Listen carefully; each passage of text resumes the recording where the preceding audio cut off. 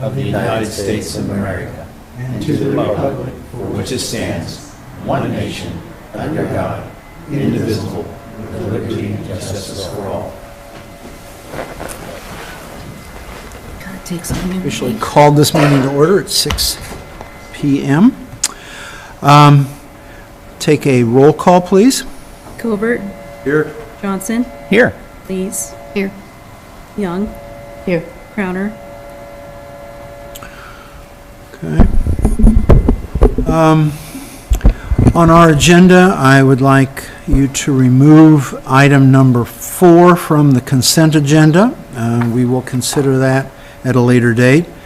And I'm also asking you to remove from the agenda itself item number 8. Again, another one that we will consider at another time.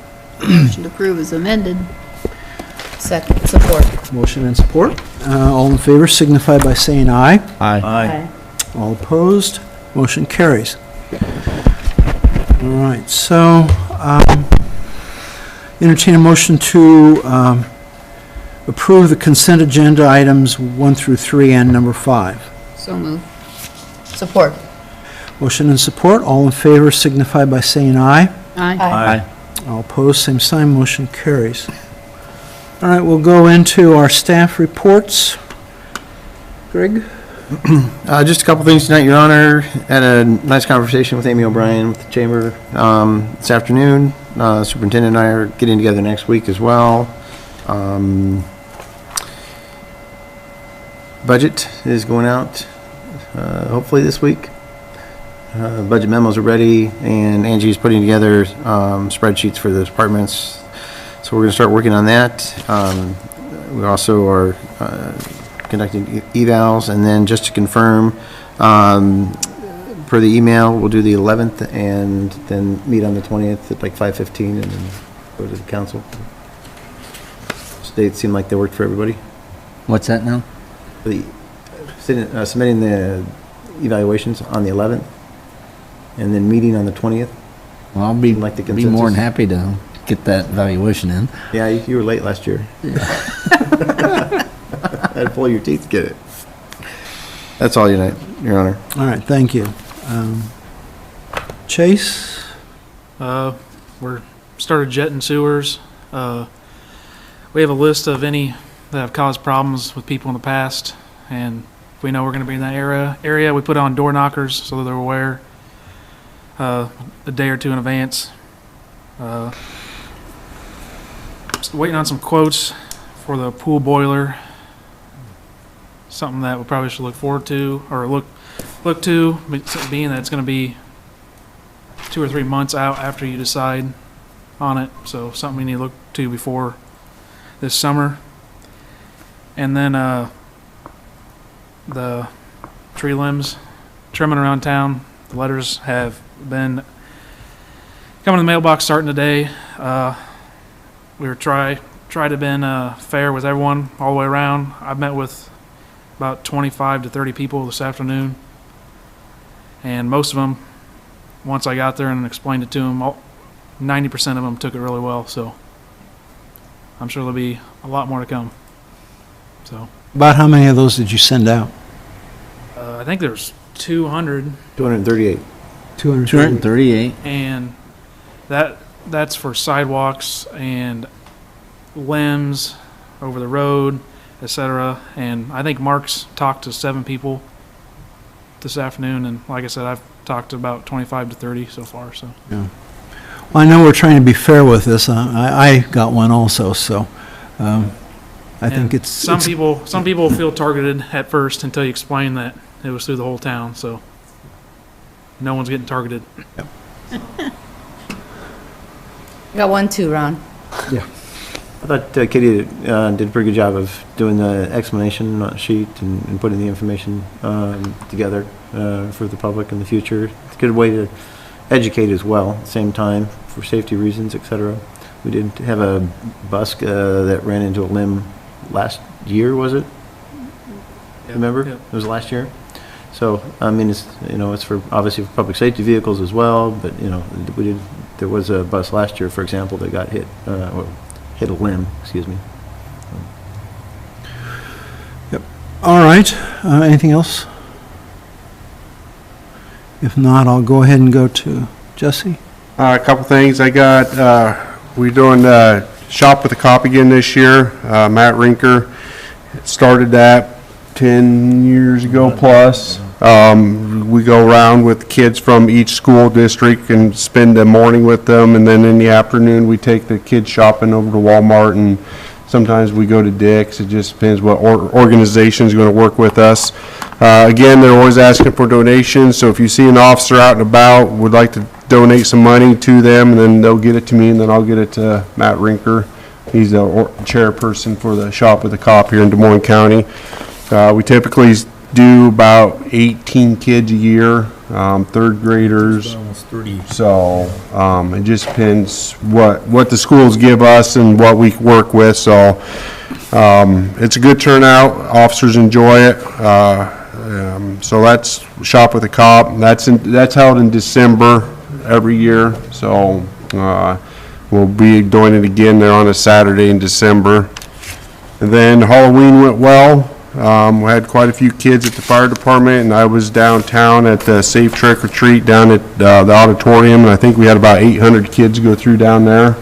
So it was a very popular spot again this year. So that's all I have for tonight. All right, thank you. Finance? Just like Greg said, started the budget process. We got the audit finalized, and Sarah's here tonight to go over that. Maggie will be hopping on shortly to go over the TIF, and then we have the AFR due, and the TIF due, and the urban renewal due, so just super busy. Okay, thank you. Clerk? Nope, all right. We'll go into council. Melanie? Thanks, Ron. Just a couple quick shout-outs. Want to congratulate Schluter's on their 10-year anniversary. They had a nice little open house last week. And Walmart also had a really nice grand reopening that Johnny and Jesse and his crew were out there. It was just real nice to have that strong corporation in our community, and they did a nice job recognizing their employees and also giving back to the community that day to 3 different organizations they made contributions to. So good job, Walmart, and the store looks good. And good job, guys, everybody in the ribbon cutting we did last week, or was it 2 weeks ago almost now? We got the trail ribbon cutting, good turnout for that, and we got some good publicity for it. And so all good fun things going on in our community, and a fun thing I got to do yesterday is talk to a woman who actually is living over in the Nexus Apartments behind Becker Plaza, and it's a chance for me to ask her how does she like it, and said it's wonderful, it's great, her and her teenage son enjoy it, it's quiet, just really glad to have that housing opportunity in our community. So some good positive things going on that we don't want to forget. And finally want to thank Ragbri for their contribution to the West Burlington Community School and their work in parking last summer in our community. Ragbri made a $7,000 contribution to the school. So that's one way we get money and recognition back to our community. Well, that's all I got. Thanks. Okay. Therese? No, just echoing back on Melanie. Ditto and ditto and ditto. And ditto. John? Well, another ditto, but I'll expand a little bit on it. The Walmart grand opening was really kind of awesome. I mean, the fire truck was out there with the big arrow, and it looked brand new out there. It's been really kept nice. There was vendors. There was just a lot going on for a good celebration, for a big reinvestment in the city. So, and I thought it was pretty clever or pretty nice that on the counter where you walk in above the food, it said West Burlington up there in great big letters, and which was pretty cool. I mean, just made it hometown type thing. And the trail was a good meeting for the trail, the ribbon cutting. So getting things done a little bit. I did get asked on the trail why it cost $1.5 million, and I guess I just like to let people know most of that cost was the bridge. You know, we had a bridge that we had to go across that cost most of that money. So that they were asking I had a couple people ask why it costs so much. Yeah. That's about it for me. Okay, No, Your Honor, I have nothing. all right. I just want to thank the Public Works Department for the work that they did with our prairie restoration area that we have in Pat Klein Park. And I know that they were working all after the students were all gone. You worked ahead of that. Kind of gave up early. Yeah, so I do appreciate the work, and I know the city will too, so thank you. And with that, I'll move on.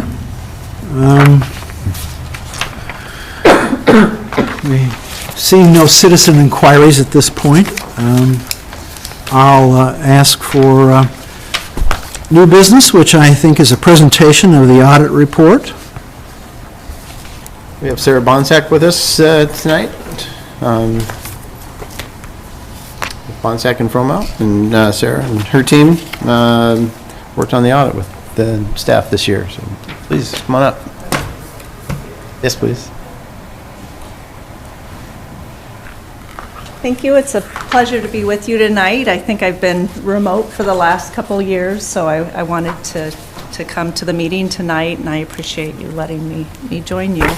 I'm going to talk mainly from the presentation that we handed out tonight, and that was also in your packet. But if you have any questions on the bound document, I'm happy to answer any questions that you might have. The first page of the presentation is the results of the audit. This year, we were required to do 2 different types of audits. In some years, when you have spent over $750,000 in federal dollars, we're required to do another audit, which is referred to as a single audit. We were not required to do that audit this year.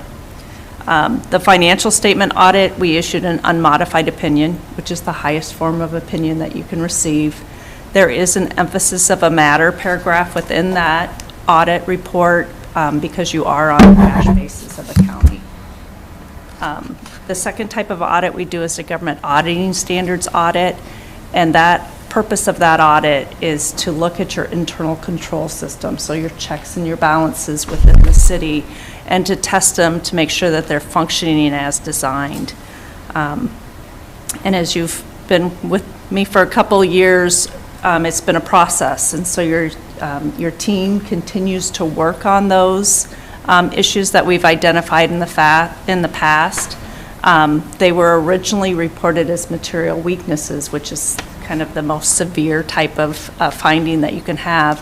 But they have been, some of them have been dropped down to what's referred to as a control deficiency, which means that there's compensating controls around those type of issues so that the city now has, if you will, an external check and balance around those issues. And a couple are still reported as significant deficiencies. Those are in the back of this bound document is where they're reported. But the city has made progress on those as well. So they continue to put different controls in place to help alleviate the conditions.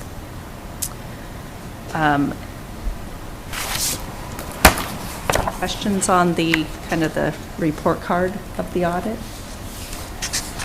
If not, I was just going to talk about your receipts and disbursements quickly. On page 3 of the presentation is your governmental funds receipts. This year, your total revenue was $4,837,000. This is just your governmental funds. It doesn't include your enterprise type funds. Compared to 2023, which was $5 million. So your total receipts decreased about 3.3%, or $163,000. The receipts decreased in the current year were offset by an increase in intergovernmental grant revenue. Or I'm sorry, TIF receipts decreased this year, which is the major reason for the decrease. But that was offset by an increase in your intergovernmental revenue, which was primarily the Gear Avenue Trail and funding for the Mount Pleasant Phase 2 project this year. The next graph looks at your expenditures or your disbursements for For your governmental funds, your total disbursements for 2024 were $6,162,000 compared to 2023, which was $5,067,000. So it's about a $1.1 million increase from the prior year. This is primarily due to planned spending on capital projects. You had about $1.7 million, which was primarily your Gear Avenue Trail and work that had started on the Mount Pleasant Phase 2 project. This was offset by a decrease in public safety. In the prior year, there was the purchase of the fire truck and fire equipment, some police vehicles and police equipment, which was approximately $800,000 that was expended last year. And during the year, the city paid $697,000 of principal and interest on your general obligation bonds, and you have an outstanding balance of about $2.2 million at this point. Okay, and then the last page is looking at your water and sewer funds between the 2 years. Your business type activity receipts for the year was about $3.6 million compared to about $5.4 million in the prior year. In 2023, the city had proceeds from water and revenue bonds of about $2.5 million. In 2024, the proceeds were about $331,000. So that's the main reason for your decrease in your revenues. Your total outstanding bonds for your enterprise activities are about $13.1 million. The cash balance of the enterprise funds actually decreased this year, excuse me, by $655,000. But that's because you had those planned capital spending of that bond proceeds you took in the year before. And those capital expenditures this year were about $851,000. So that's the main reason for the decrease. Any questions on the audit?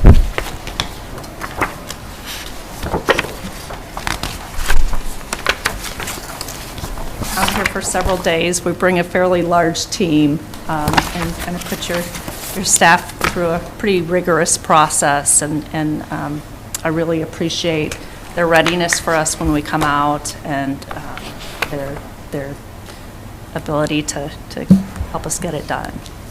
And I mentioned it before in last year, but what I appreciate is the willingness of the Ben and to work with staff and work through questions that come up during the process. It's a great educational experience going through the audit, and Sarah and her team do an excellent job of working with our team and answering those questions, providing additional information and support. So it's an excellent service that's provided by their firm, so we appreciate it. And Sarah, maybe you've already said it, but it seems from what you've said over the last couple of years, you're seeing a proficiency increase throughout our staff and how things happen. Or don't let me put words back in your mouth. I totally agree. Okay. That things are more prepared. When they have a question, they call, and I do appreciate that. It's so much easier to answer a question as they come up instead of waiting till the end of the year. And yes, I think, the issues of the internal control issues, we've continued to talk through those and try and put things in place to make it better, to more perfect the system. Along with continued education and training, and TIF is an ongoing experience for everybody involved. Any other questions? Thank you very much. I appreciate you coming in. It's nice to see you in person. So. Thank you. I appreciate it. Thank you, Sarah. Thank you. Have a nice night. Thanks. Okay, and next item is our online, right, TIF presentation from Spear Thank you. Financial. Hi there, can you guys hear me okay? Yes. Wonderful. Well, this is Maggie Berger with Spear Financial, and I appreciate you allowing me to participate via a virtual meeting. I am out of the area and attending a couple of virtual meetings this evening, so thank you. I believe in your packet you've been provided our colorful sheets. This is that time of the year where we start talking about TIF. So just a quick recap of those sheets. The obligation debt is what you're looking at on the red pages. We tell you the type of debt that was issued, the amount that was issued. I remind you the TIC on those pages. Up there in that header box, that's the true interest cost or the true interest rate. And so your TIC, on the last bonds that you issued were in 2022, that was a 2.2532% interest rate. Interest rates are a little bit higher. That's a question we're getting asked a lot right now. They're probably somewhere in the 3.75 range to maybe the 4.25% range. But all these bonds that you have outstanding, they are fixed, and that is what the interest rate will remain. Your first two bonds in this page are callable. That just means that if interest rates were lower, you could refinance. They are not.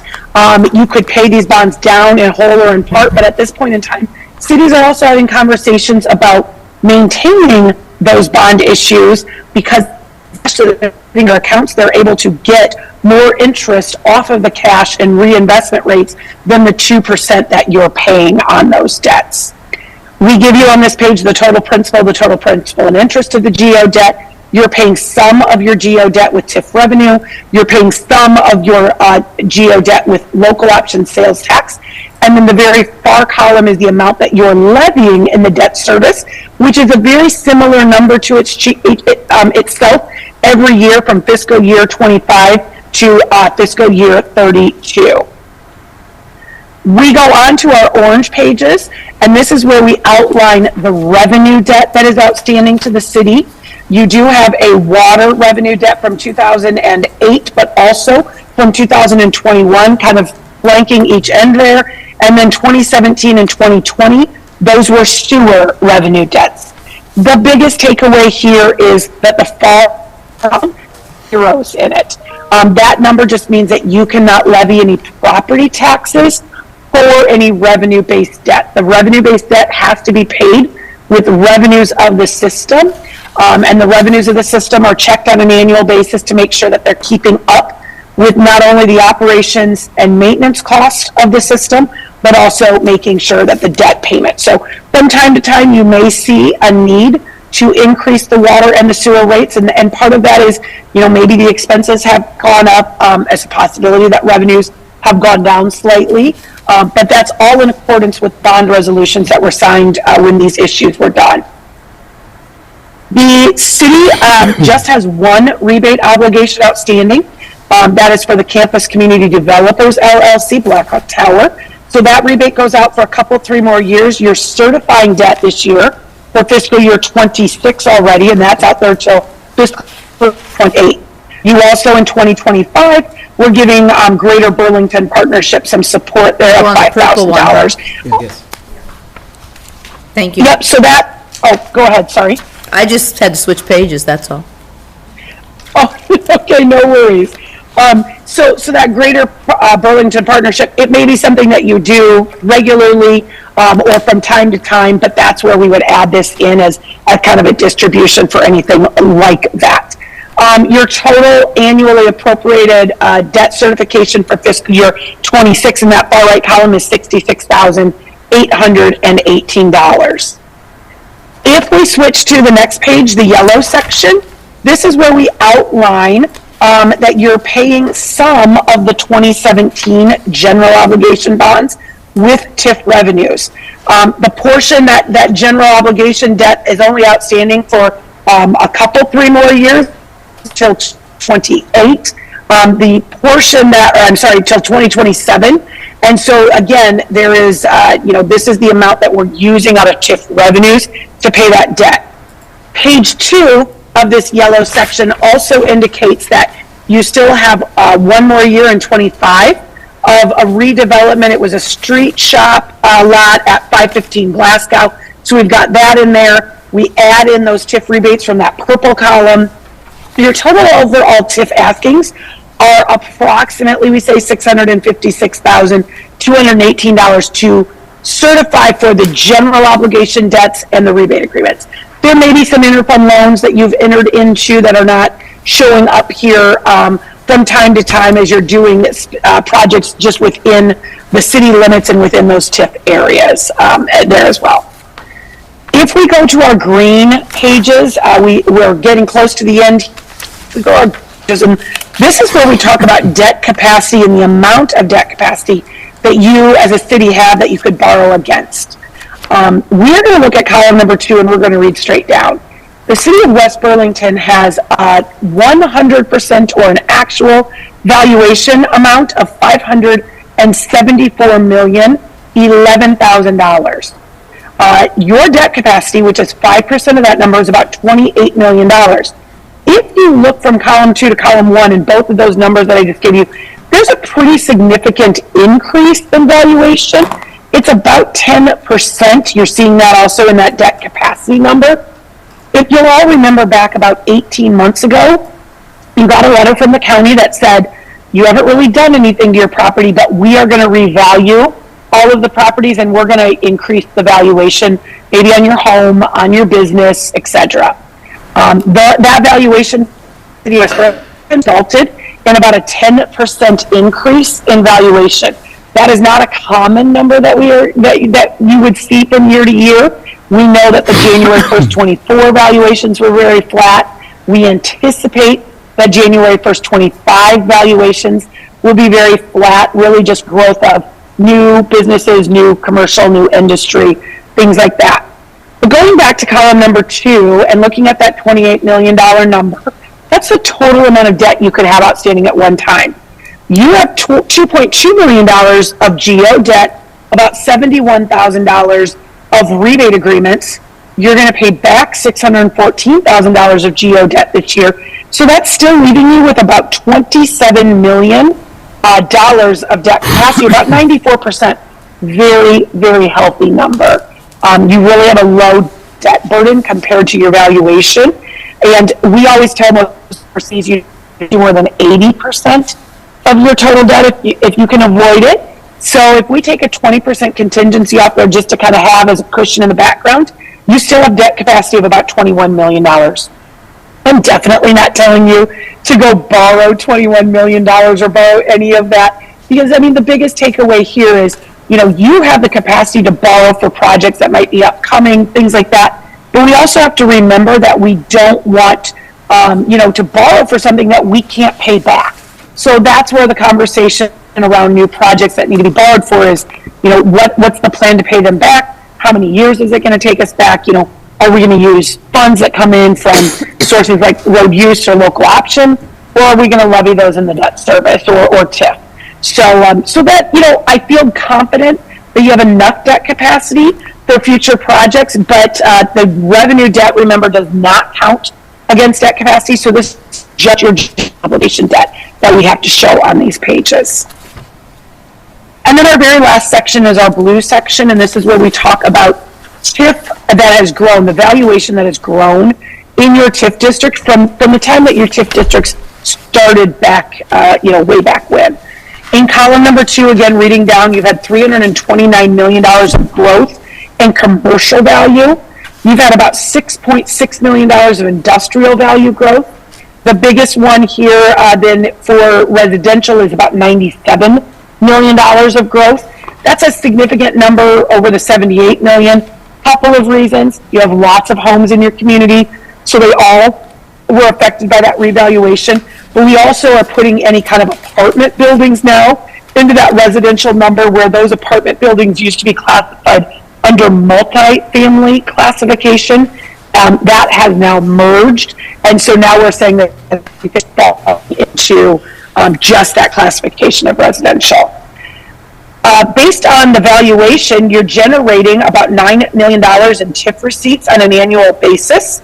You are using approximately $600,000 to pay GO debt, $71,000 to pay some TIF rebates, and about $9,000 to pay some that one interfund loan that still remains out there.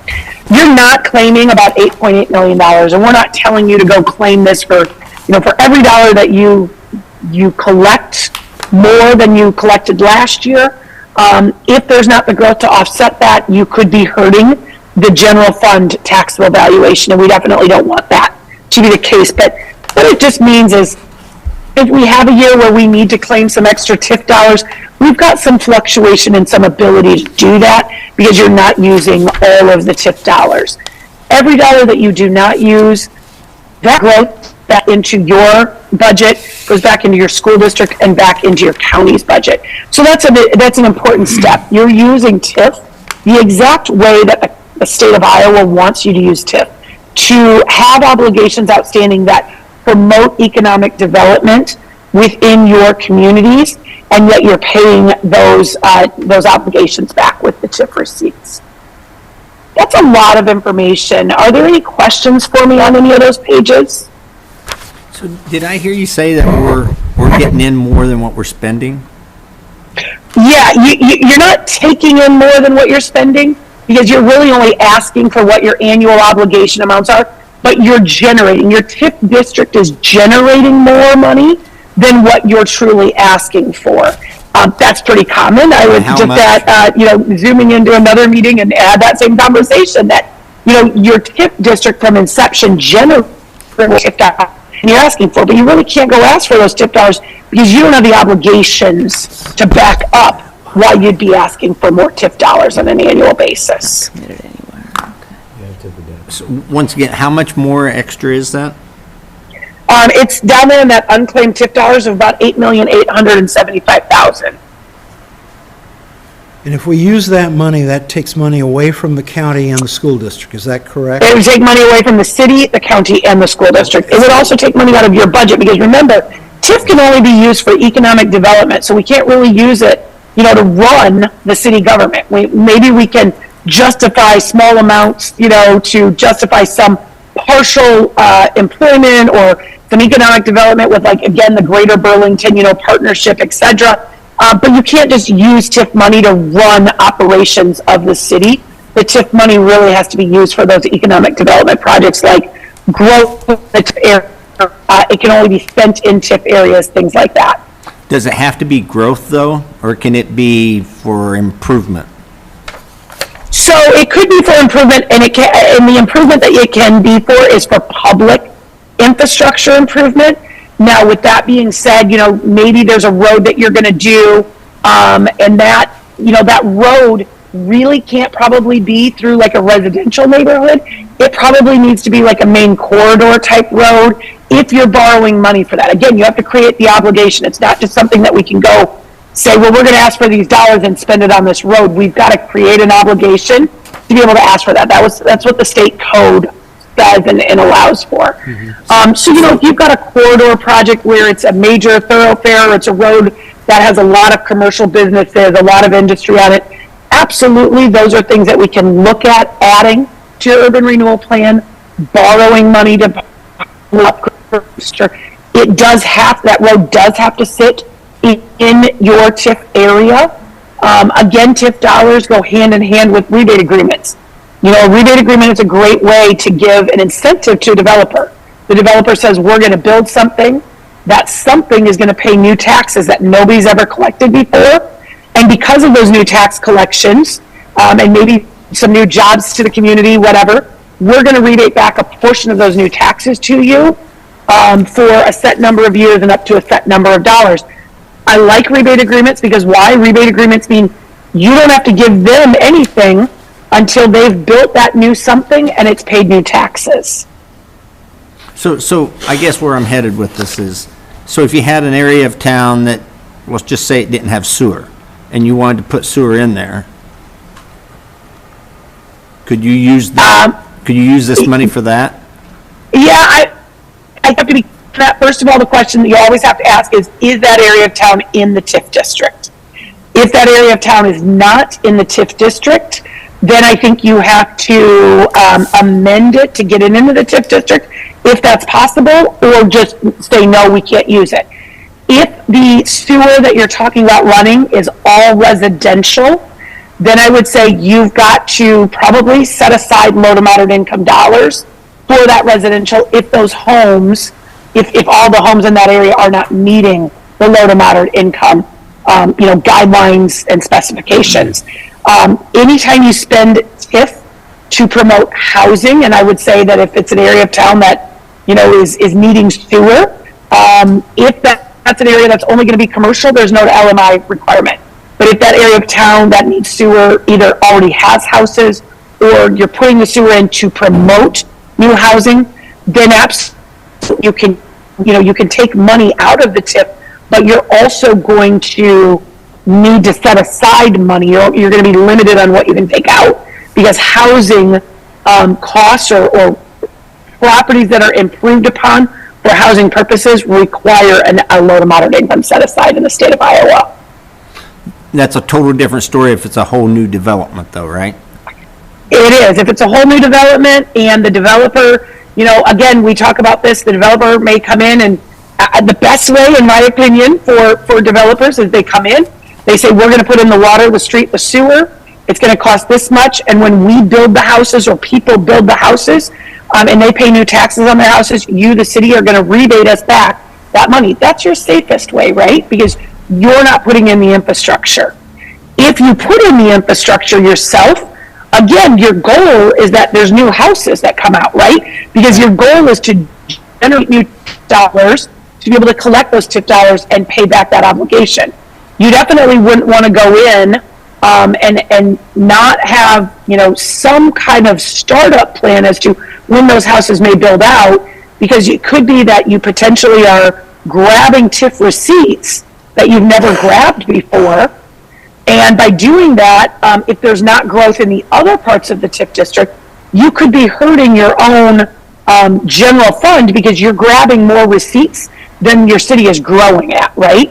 And in that situation, if there's no new houses to offset and to improve the growth in your area, then that could hurt your general fund, your taxable valuation, a little bit in your general fund each and every year. So we have to be very careful that we don't just go in and put infrastructure into an area, but there's definitely not a plan that appears to be moving forward in the next 2 to 3 years for building of homes or businesses.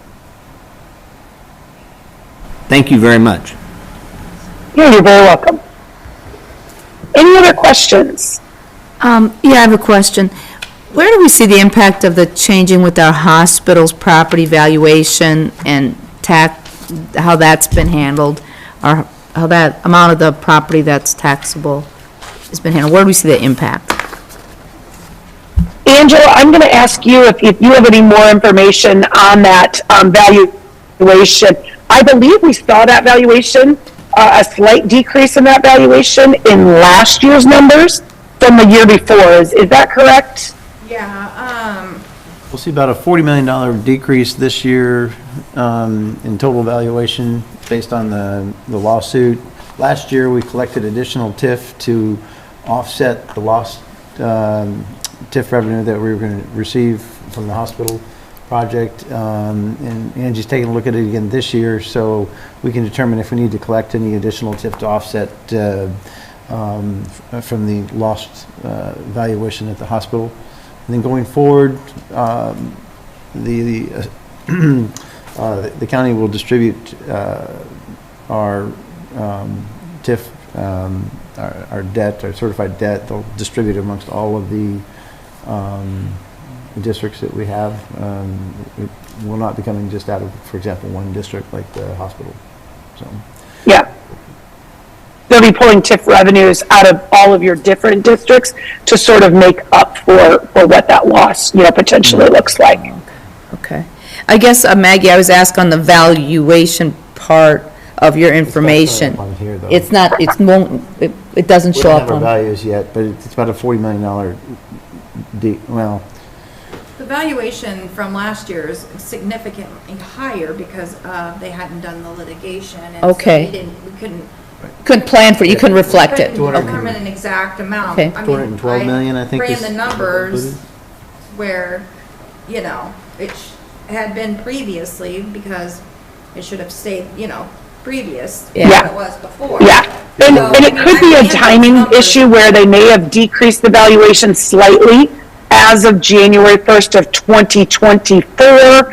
And then the column number 3 on the green pages, where you're going to see that reflected in the future is on the green pages. I do want to say this. It could have been reflected partially in the 1/1/23 number, because honestly, you're showing about a 10% growth in column number 2, where some cities are showing a 15 to a 25% growth.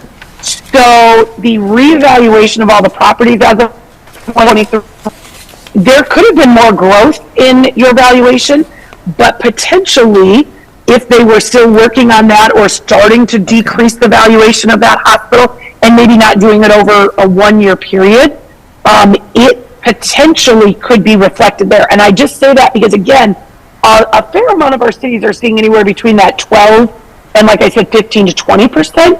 And with you only showing a 10%, I don't kind of not wonder that maybe some of that is reflected in that valuation. So well, so I'm just waiting for the big slap, when it happens, but maybe it's already absorbed in there. I think we planned a little bit of that the year before.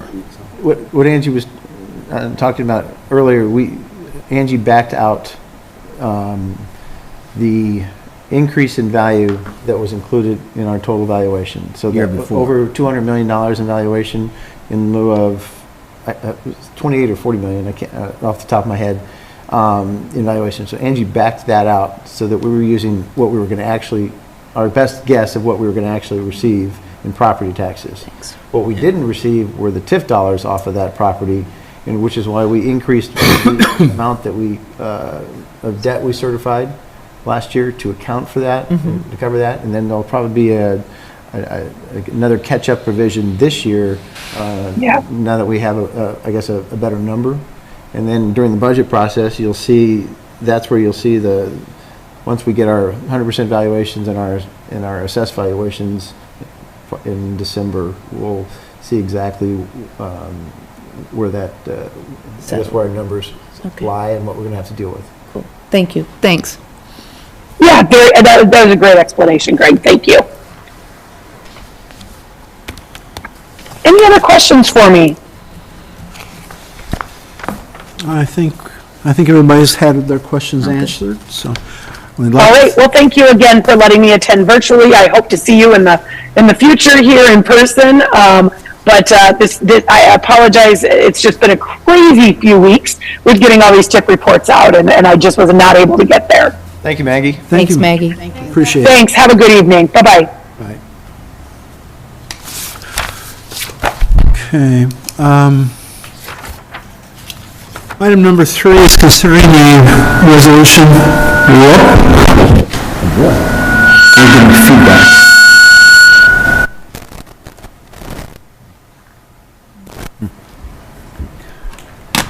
Brad's got that under control, so.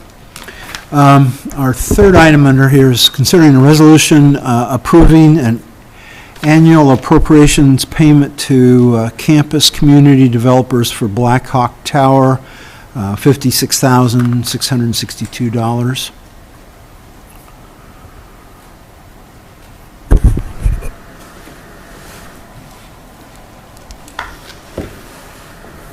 Any discussion? I'm looking for a motion. Motion to approve. Second. All right. Any discussion on this? This is what we pay every year. Every year. This year, it went down to just the Black Hawk Tower. We did the rebate agreement to the falls with the Millennium Tower, so. The reason we do these rebate agreements every year is so that we don't have to count the entire amount of the obligation against our debt limit. We only count the amount that's appropriated on an annual basis. So if you have a $50 million TIF rebate, but you're only rebating $1 million a year, you only have to count $1 million of that $50 million against your total debt. Okay. Didn't know that. Call for a roll call vote? Johnson, Aye. Lees. Aye. Young, Aye. Covert. Aye. Motion carries. We'll go to number 4.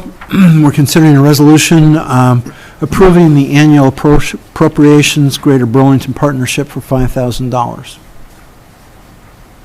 Motion to approve. Support. Motion and support. Any discussion? Okay, seeing none, call for a roll call. Leeds. Aye. Young. Aye. Covert. Aye. Johnson. Aye. Motion carries. Consider a resolution authorizing an internal advance of funds for legal fees associated with the urban renewal projects. Motion to approve. Support. Motion and support. Any discussion on this? Explain These that are a all little the bit. This is a same. transfer, right? This is just transfer from, Well, each one of these is creating debt, which allows Angie to collect or to report and collect that debt for the coming year. And again, the reason we do it annually is so we only have to count that portion against our debt limit. call for a roll call. Young. Aye. Covert. Aye. Johnson. Aye. Leeds. Aye. Motion carries. Item number 6, consider a resolution appointing a Public Works Director. So moved. Support. Motion and support. Should we discuss this? No. Can I ask a question? Chase, how's it going? Pretty good so far, I think. Learning a lot. Just how to handle every situation, I guess. Mm-hmm. So, What's surprised you the most about the last 3 months, right? I don't know. You're always at work. I mean, even when you're not, your phone's next to you, so that's something I got used to, but everything else is going pretty good, so. So Chase, I don't want you to get a big head or anything, but seriously, I've heard nothing but good. Okay, so don't take that too far to, but still walk down here with us. But, yeah, I've heard good things. So, thank you. Call for a roll call.